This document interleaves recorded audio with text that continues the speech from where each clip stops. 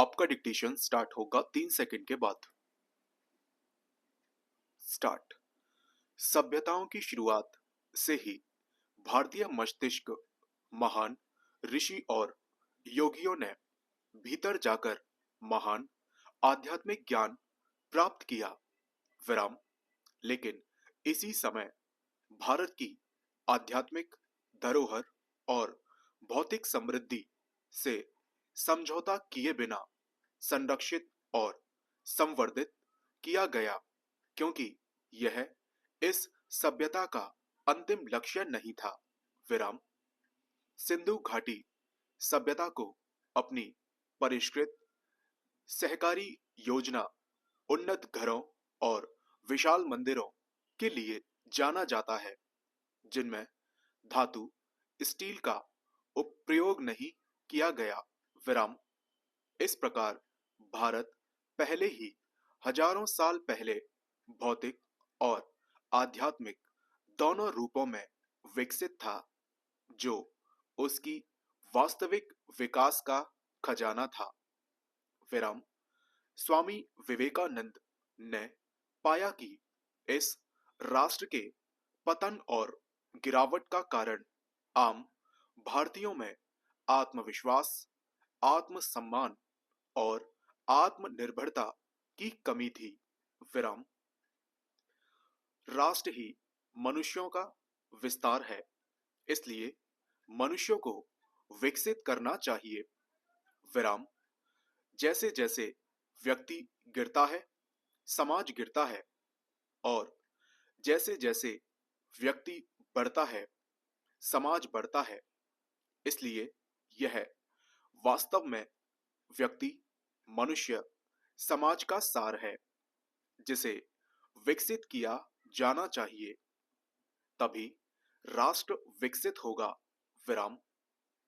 स्वामी विवेकानंद का राष्ट्र निर्माण पर दृष्टिकोण मानव निर्माण और चरित्र निर्माण पर आधारित था। विराम। जैसे प्रत्येक व्यक्ति का एक चरित्र होता है, वैसे ही प्रत्येक राष्ट्र का भी अपना चरित्र होता है। विराम। भारत का राष्ट्रीय चरित्र उसकी आध्यात्मिकता है। विराम। स्वामी विवेकानंद ने 1897 में भारत का भविष्य नामक व्याख्यान में कहा था, अगले 50 वर्षों तक यही हमारी मुख्य धारा होगी। यह हमारी महान मातृभूमि है। विराम।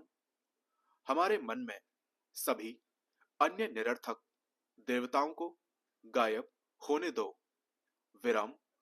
यही वह देवता है जो जागृत है।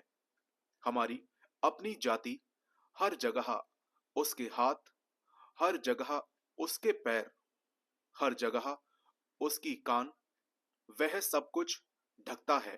विराम। सभी अन्य देवता सो रहे हैं। विराम। हमें किस निरर्थक देवता के पीछे जाना चाहिए, और फिर भी हम उस देवता की पूजा नहीं कर सकते जिसे हम चारों ओर देख सकते हैं। विराम। युवाओं और महिलाओं को विकसित भारत की नींव पर खड़ा किया जाएगा, और स्वामी विवेकानंद का संदेश दोनों के लिए था। विराम। स्वामी विवेकानंद ने युवा पीढ़ी पर असीम विश्वास और आस्था रखी थी, जिनसे उन्होंने इस देश के पुनर्निर्माण के लिए कार्य करने का आह्वान किया था। विराम। स्वामी विवेकानंद ने समाज में महिलाओं के महत्व को भी बहुत माना, जिनके बारे में उन्होंने एक बार शेरनी कहा था। विराम।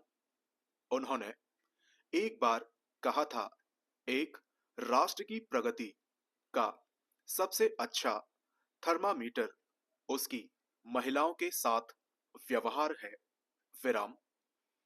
भविष्य में युवाओं और महिलाओं को विकसित भारत के लिए महान जिम्मेदारी दी जाएगी। विराम। डिक्टेशन समाप्त।